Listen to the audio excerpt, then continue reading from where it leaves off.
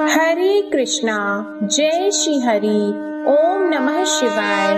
प्रिय भक्तजनों, आज बृहस्पतिवार के दिन आप बृहस्पति देव की बड़ी ही दुर्लभ कथा सुनेंगे। इस कथा को सुनने से भक्तों की सभी मनोकामनाएं भगवान बृहस्पति देव की कृपा से पूर्ण हो जाती हैं। तो आइए बड़ी ही श्रद्धा और प्रसन्न चित्त मन से इस कथा को सुनते हैं। भारतवर्ष में एक प्रतापी और दानी राजा राज्य करता था।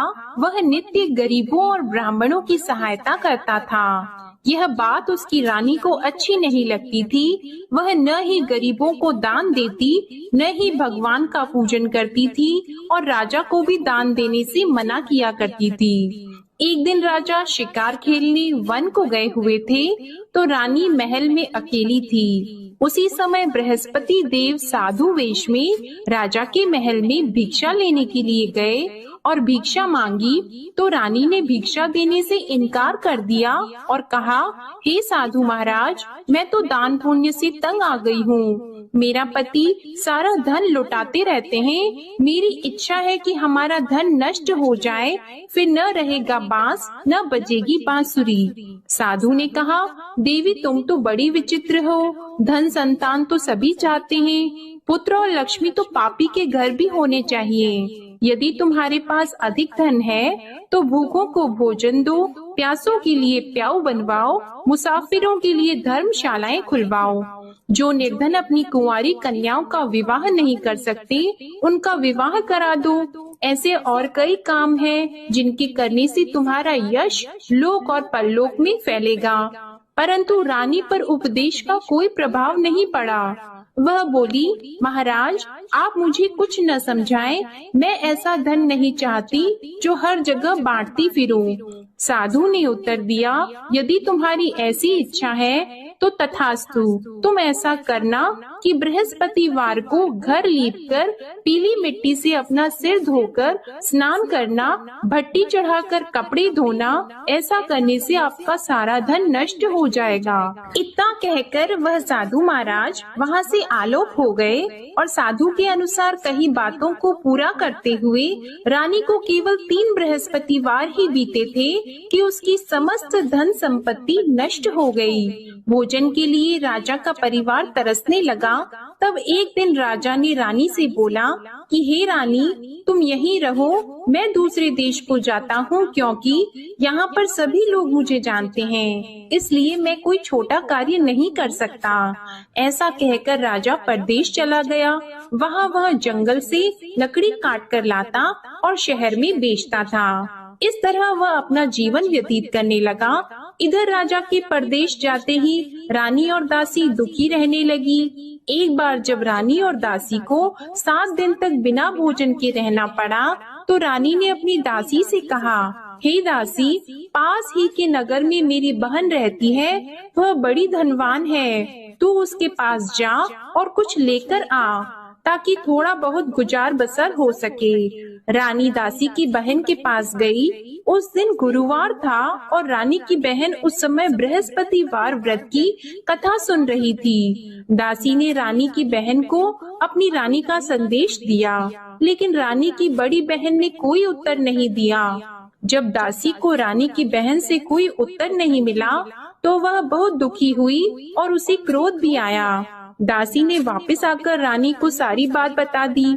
सुनकर रानी ने अपने भाग्य को कोसा। उधर रानी की बहन ने सोचा कि मेरी बहन की दासी आई थी, परंतु मैं उससे नहीं बोली, इससे वह बहुत दुखी हुई होगी। कथा सुनकर और पूजन समाप्त करके वह अपनी बहन के घर आई और कहने लगी, हे बहन, मैं बृहस्पतिवार का व्रत कर रही थी, तुम्हारी दासी मेरे घर आई थी, परंतु जब तक कथा होती है तब तक न तो उठते हैं और न ही बोलते हैं, इसलिए मैं नहीं बोली। कहो दासी क्यों गई थी? रानी बोली, बहन तुमसे क्या छिपाऊं, हमारे घर में खाने तक को अनाज नहीं था। ऐसा कहते कहते रानी की आंखें भर आई उसने दासी समेत पिछले 7 दिनों से भूखे रहने तक की बात अपनी बहन को विस्तार पूर्वक सुना दी। रानी की बहन बोली, देखो बहन, भगवान बृहस्पति सबकी मनोकामना को पूर्ण करते हैं। देखो शायद तुम्हारे घर में अनाज रखा हो। पहले तो रानी को विश्वास नहीं हुआ, पर बहन के आग्रह करने पर उसने अपनी दासी को अंदर भेजा तो उसे सचमुच अनाज से भरा एक घड़ा मिल गया।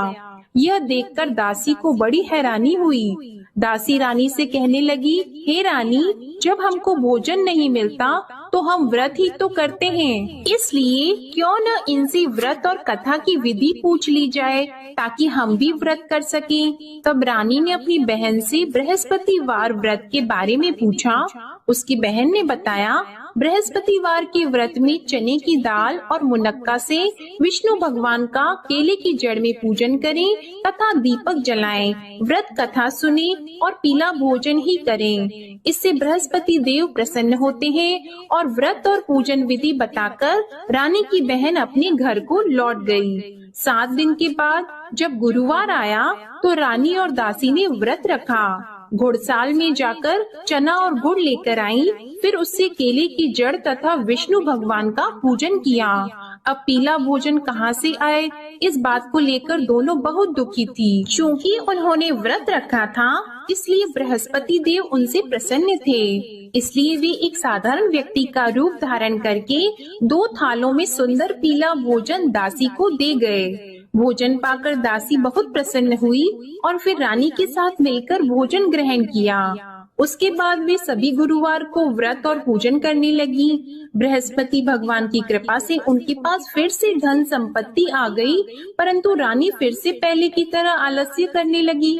तब दासी बोली, देखो रानी, तुम पहले भी इस प्रकार आलस्य करती थी, तुम्हें धन रखने में कष्ट होता था, इस कारण सभी धन नष्ट हो गया, और अब जब भगवान बृहस्पति की कृपा से धन मिला है तो तुम्हें फिर से आलस्य होता है।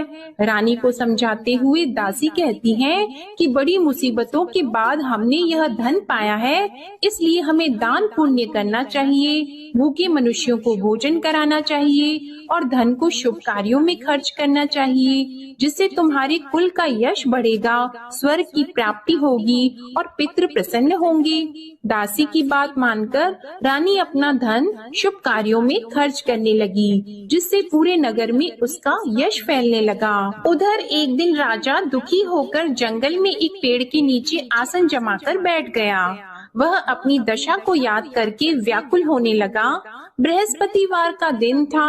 एकाएक उसने देखा कि निर्जन वन में एक साधु प्रकट हुए। वह साधु वेश में स्वयं बृहस्पति देवता थे।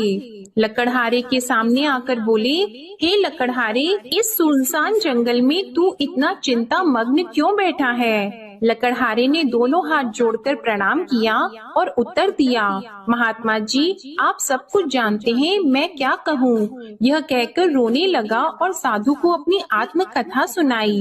महात्मा जी ने कहा, तुम्हारी स्त्री ने बृहस्पतिवार के दिन बृहस्पति भगवान का निरादर किया है, जिसके कारण रुष्ट होकर उन्होंने तुम्हारी यह दशा कर दी। अब तुम चिंता को दूर करके मेरे कहने पर चलो तो तुम्हारे सब कष्ट दूर हो जाएंगे और भगवान पहले से भी अधिक संपत्ति देंगे। तुम बृहस्पति के दिन कथा किया करो, 2 पैसे के चने मुनक्का लाकर उसका प्रसाद बनाओ और शुद्ध जल से लोटे में शक्कर मिलाकर अमृत तैयार करो। कथा के पश्चात अपने सारे परिवार और सुनने वाले प्रेमियों में अमृत व प्रसाद को बांटकर खुद भी ग्रहण करो। ऐसा करने से भगवान तुम्हारी सब मनोकामनाएं पूरी करेंगे। साधु के ऐसे वचन सुनकर लकड़हारा बोला, हे प्रभु, मुझे लकड़ी बेचकर इतना पैसा नहीं मिलता जिससे भोजन के उपरांत कुछ बचा सकूं। मैंने रात्रि में अपनी स्त्री को व्याकुल देखा है, मेरे पास कुछ भी नहीं जिससे मैं उसकी खबर मंगा सकूं। और फिर मैं बृहस्पति देव की क्या कहानी सुनूं? मुझको तो कुछ भी मालूम नहीं है। साधु ने कहा, हे लकड़हारी, तुम किसी बात की चिंता मत करो। बृहस्पतिवार के दिन तुम रोजाना की तरह लकड़ियाँ लेकर शहर को जाओ। तुमको रोज से दुगुना धन प्राप्त होगा, जिससे तुम भली भांति भोजन कर लोगे और बृहस्पति देव की पूजा का सामान भी आ जाएगा। बृहस्पति देव की कथा इस प्रकार है, सुनो। प्राचीन काल में एक ब्राह्मण रहता था। वह बहुत निर्धन था। उसकी कोई संतान नहीं थी। उसकी स्त्री बहुत मलिनता के साथ रहती थी। वह स्नान नहीं करती, किसी देवता का पूजन नहीं करती। इससे ब्राह्मण देवता बड़े दुखी थे। बेचारे बहुत कुछ कहते थे, किंतु उसका कुछ परिणाम नहीं निकला। भगवान की कृपा से ब्राह्मण की स्त्री के कन्या रूपी रत्न पैदा हुआ। कन्या बड़ी होने पर प्रातः स्नान करके विष्णु भगवान का जाप और बृहस्पतिवार का व्रत करने लगी। अपने पूजन पाठ को समाप्त करके विद्यालय जाती तो अपनी मुट्ठी में जौ भर के ले जाती और पाठशाला के मार्ग में डालती जाती। तब ये जौ स्वर्ण के हो जाते तो लौटते समय उनको बीन कर घर ले आती। एक दिन वह बालिका सूप में उस सोने के जौ को फटक कर साफ कर रही थी कि उसके पिता ने देख लिया और कहा, हे बेटी, सोने के जौ के लिए सोने का सूप होना चाहिए। दूसरे दिन बृहस्पतिवार था।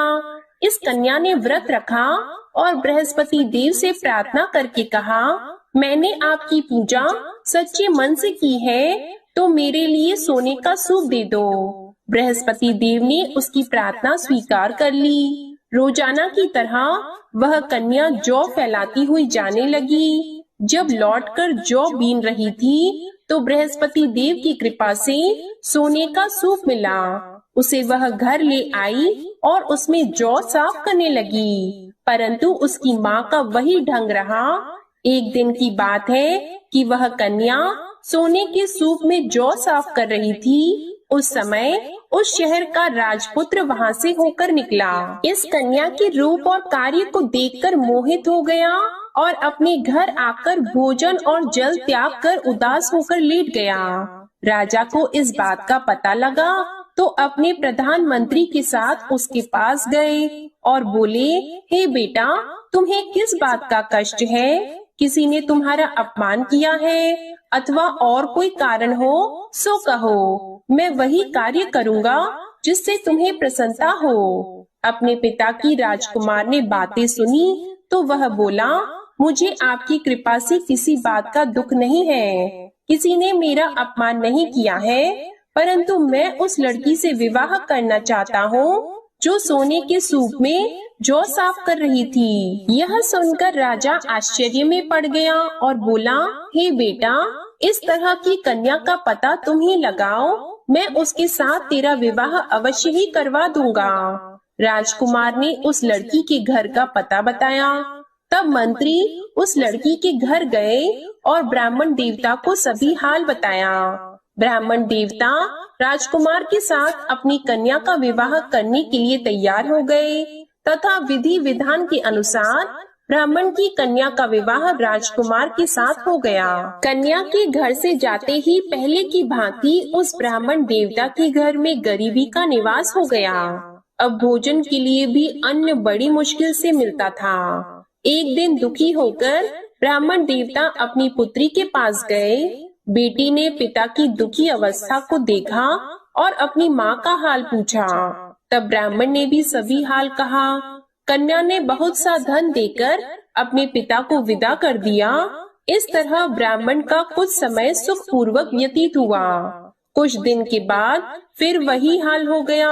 ब्राह्मण फिर अपनी कन्या के यहाँ गया और सारा हाल कहा तो लड़की बोली, हे पिताजी, आप माताजी को यहाँ ले आओ, मैं उन्हें विधि बता दूंगी जिससे उनकी गरीबी दूर हो जाए। वह ब्राह्मण देवता अपनी स्त्री को साथ लेकर पहुँचे तो अपनी माँ को समझाने लगी कि हे माँ, तुम प्रातः काल प्रथम स्नान आदि करके विष्णु भगवान का पूजन करो तो सब दरिद्रता दूर हो जाएगी। परंतु उसकी माँ ने एक भी बात नहीं मानी और प्रातः काल उठकर अपनी पुत्री के बच्चों की जूठन को खा लिया।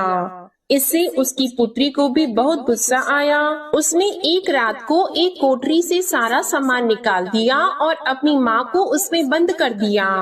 प्रातः उसमें से उसे निकाला तो स्नान आदि करा के पूजा पाठ करवाया तो उसकी माँ की बुद्धि ठीक हो गई। इसके बाद वह नियम से पूजा पाठ करती और प्रत्येक बृहस्पतिवार को व्रत रखने लगी। इस व्रत के प्रभाव से उसकी माता और पिता बहुत ही धनवान और पुत्रवान हो गए और बृहस्पति देवता के प्रभाव से इस लोक के सुख को भोगकर अंत में स्वर्ग को प्राप्त हुए। इस तरह कहानी कहकर साधु देवता वहाँ से अंतर्ध्यान हो गए। धीरे धीरे समय व्यतीत होने पर फिर वही बृहस्पतिवार का दिन आया। लकड़हारा जंगल से लकड़ी काटकर किसी शहर में बेचने गया। उसे उस दिन और दिन से अधिक पैसा मिला। राजा ने चना गुड़ आदि लाकर गुरुवार का व्रत किया। उस दिन से उसके सभी क्लेश दूर हो गए। परंतु जब दोबारा गुरुवार का दिन आया तो बृहस्पतिवार का व्रत करना भूल गया। इस कारण बृहस्पति भगवान नाराज हो गए। उस दिन उस नगर के राजा ने विशाल यज्ञ का आयोजन किया था तथा शहर में ये घोषणा करा दी कि कोई भी मनुष्य अपने घर में भोजन न बनवाए, न आग जलाए। समस्त जनता मेरे यहाँ भोजन करने आए। इस आज्ञा को जो न मानेगा उसे फांसी की सजा दी जाएगी। इस तरह की घोषणा संपूर्ण नगर में करवा दी गई। राजा की आज्ञा के अनुसार शहर के सभी लोग भोजन करने गए, लेकिन लकड़हारा कुछ देर से पहुंचा। इसलिए राजा उसको अपने साथ घर लेके गए और ले जाकर भोजन करा रहे थे तो रानी की दृष्टि उस खूंटी पर पड़ी जिस पर उसका हार लटका हुआ था। वह वहाँ पर दिखाई नहीं दिया। रानी ने निश्चय किया कि मेरा हार इस मनुष्य ने चुरा लिया है। उसी समय सिपाहियों को बुलाकर उसको कारागार में डलवा दिया। जब लकड़हारा कारागार में पड़ गया और बहुत दुखी होकर विचार करने लगा कि न जाने कौन से पूर्व जन्म के कर्म से मुझे यह दुख प्राप्त हुआ है, और उसी साधु को याद करने लगा जो कि जंगल में मिला था। उसी समय तत्काल बृहस्पति देव साधु के रूप में प्रकट हुए और उसकी दशा को देखकर कहने लगे, अरे मूर्ख, तूने बृहस्पति देव की कथा नहीं करी, इस कारण तुझे दुख प्राप्त हुआ है। अब चिंता मत कर, बृहस्पतिवार के दिन कारागार के दरवाजे पर 4 पैसे पड़े मिलेंगे, उनसे तू बृहस्पति देव की पूजा करना, तेरे सभी कष्ट दूर हो जाएंगे। बृहस्पतिवार के दिन उसे 4 पैसे मिले। लकड़हारे ने कथा कही। उसी रात्रि को बृहस्पति देव ने उस नगर के राजा को स्वप्न में कहा, हे राजा, तुमने जिस आदमी को कारागार में बंद कर दिया है वह निर्दोष है, वह राजा है, उसे छोड़ देना। रानी का हार उसी खूंटी पर लटका है। अगर तू ऐसा नहीं करेगा तो मैं तेरे राज्य को नष्ट कर दूंगा। इस तरह रात्रि के स्वप्न को देखकर राजा प्रातः काल उठा और खूंटी पर हार देखकर लकड़हारे को बुलाकर क्षमा मांगी और लकड़हारे को योग्य सुंदर वस्त्र आभूषण देकर विदा कर दिया। बृहस्पति देव की आज्ञा के अनुसार लकड़हारा अपने नगर को चल दिया। राजा जब अपने नगर के निकट पहुंचा तो उसे बड़ा आश्चर्य हुआ। नगर में पहले से अधिक बाग, तालाब, कुएं तथा बहुत सी धर्मशाला, मंदिर आदि बन गई हैं। राजा ने पूछा, यह किसका बाग और धर्मशाला है? तब नगर के सब लोग कहने लगे, यह सब रानी और बंदी के हैं। तो राजा को आश्चर्य हुआ और गुस्सा भी आया। जब रानी ने यह खबर सुनी कि राजा आ रहे हैं तो उन्होंने दासी से कहा, हे दासी, देख राजा हमको कितनी बुरी हालत में छोड़ गए थे। हमारी ऐसी हालत देखकर वह लौट न जाएं, इसलिए तू दरवाजे पर खड़ी हो जा। आज्ञा के अनुसार दासी दरवाजे पर खड़ी हो गई। राजा आए तो उन्हें अपने साथ लेकर आई। तब राजा ने क्रोध करके अपनी रानी से पूछा कि यह धन तुम्हें कैसे प्राप्त हुआ है? तब उन्होंने कहा, हमें यह सब धन बृहस्पति देव के इस व्रत के प्रभाव से प्राप्त हुआ है। राजा ने निश्चय किया कि 7 रोज बाद तो सभी बृहस्पति देव का पूजन करते हैं, परंतु मैं प्रतिदिन दिन में 3 बार कहानी और रोज व्रत किया करूँगा। अब हर समय राजा के दुपट्टे में चने की दाल बंधी रहती और दिन में 3 बार कहानी कहते। एक रोज राजा ने विचार किया कि चलो अपनी बहन के यहाँ हो आवे। इस तरह निश्चय करके राजा घोड़े पर सवार होकर अपनी बहन के यहाँ को चलने लगा। मार्ग में उसने देखा कि कुछ आदमी एक मुर्दे को लिए जा रहे हैं। उन्हें रोककर राजा कहने लगा, अरे भाइयों, मेरी बृहस्पति देव की कथा सुन लो। वे बोले, लो हमारा तो आदमी मर गया है, इसको अपनी कथा की पड़ी है। परंतु कुछ आदमी बोले, अच्छा कहो, हम तुम्हारी कथा भी सुनेंगे। राजा ने दाल निकाली और जब कथा आधी हुई थी कि मुर्दा हिलने लग गया, और जब कथा समाप्त हो गई तो राम राम करके मनुष्य उठकर खड़ा हो गया। आगे मार्ग में उसे एक किसान खेत में हल चलाता मिला, तो राजा ने उसे देखकर बोला, अरे भैया, तुम मेरी बृहस्पतिवार की कथा सुन लो। किसान बोला, जब तक मैं तेरी कथा सुनूंगा तब तक 4 हरैया जोत लूंगा। जा अपनी कथा किसी और को सुनाना। इस तरह राजा आगे चलने लगा। राजा के हटते ही बैल पछाड़ खाकर गिर गए और किसान के पेट में बड़ी जोर का दर्द होने लगा। उस समय उसकी माँ रोटी लेकर आई और उसने जब यह देखा तो अपने पुत्र से सब हाल पूछा, और बेटे ने सभी हाल कह दिया। तो बुढ़िया दौड़ी दौड़ी उस घुड़सवार के पास गई और उससे बोली कि मैं तेरी कथा सुनूंगी, तू अपनी कथा मेरे खेत पर चलकर ही कहना। राजा ने बुढ़िया के खेत पर जाकर कथा कही, जिसके सुनते ही वह बैल उठकर खड़े हुए तथा किसान के पेट का दर्द भी बंद हो गया। राजा अपनी बहन के घर पहुंचा।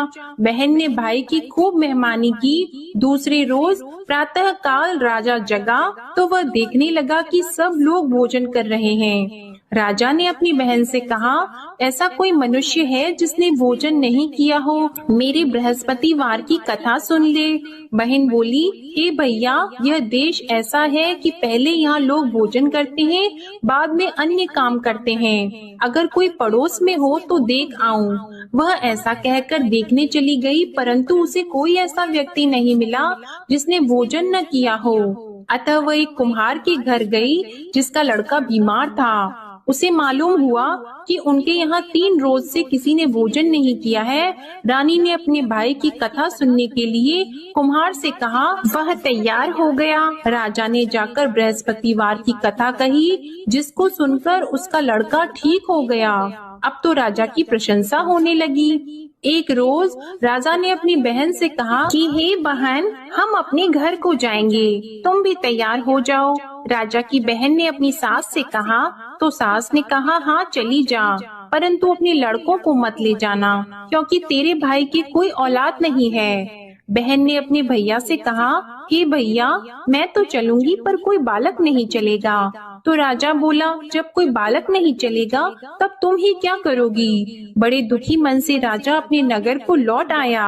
राजा ने अपनी रानी से कहा, हम निर्वंशी हैं, हमारा मुंह देखने का धर्म नहीं है और कुछ भोजन आदि नहीं किया है। रानी बोली, हे प्रभु, बृहस्पति देव ने हमें सब कुछ दिया है, वह हमें औलाद अवश्य देंगे। उसी रात को बृहस्पति देव ने राजा से स्वप्न में कहा, हे राजा उठो, सभी सोच त्याग दो, तेरी रानी गर्भ से है। राजा को यह बात सुनकर बड़ी खुशी हुई। 9वें महीने में उसके गर्भ से एक सुंदर पुत्र पैदा हुआ। तब राजा बोला, हे रानी, स्त्री बिना भोजन के रह सकती है, पर बिना कहे नहीं रह सकती। जब मेरी बहन आएगी तुम उससे कुछ मत कहना। रानी ने सुनकर हाँ कर दिया। जब राजा की बहन ने यह शुभ समाचार सुना तो वह बहुत खुश हुई और बधाई लेकर अपने भाई के यहाँ आई।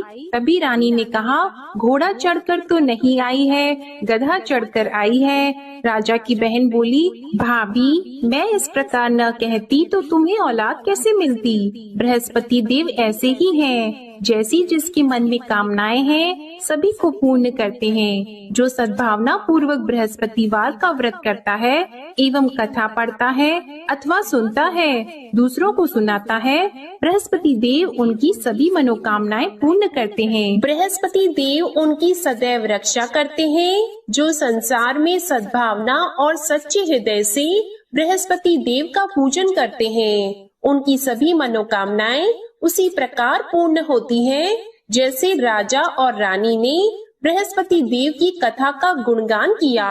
उनकी सभी इच्छाएं बृहस्पति देव ने पूर्ण की। मनुष्य को हृदय से उनका मनन करते हुए जयकारा करना चाहिए। तो प्रेम से बोलिए, बृहस्पति देव की जय, विष्णु भगवान की जय, समस्त देवी देवताओं की जय।